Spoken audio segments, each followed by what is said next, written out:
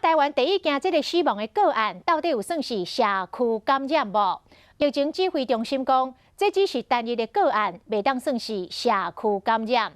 中央研究院的防疫专家何美香教授嘛来指出，这个司机捌载过中国、香港甲澳门的乘客，虽然是本土的病例，但是嘛无应该凊彩就认定伊是捉袂到源头的社区感染，所以大家唔免惊吓。台湾武汉肺炎零死亡率伫礼拜破公，这个死者无出国游览，嘛无接触过确诊的18人。敢讲台湾的疫情已经进入社区啊。其实社区感染基本上是要社区内有连续性的人传人，而我们的这 case 是一个零星的个案。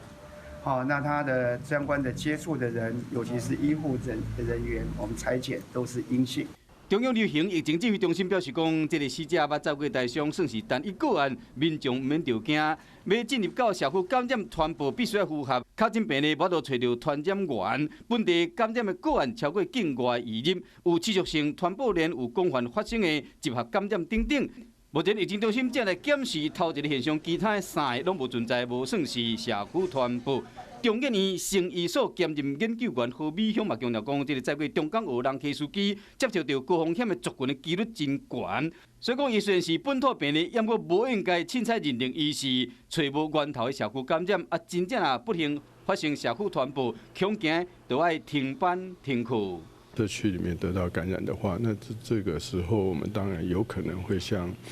肠病毒栖息型这样的一个方式。同一个班级里面有1、2位同学有被证实的话，那为顾及其他同学会不会被发生感染的现象，那我们当然有可能会考虑是不是要有停班停课的作为。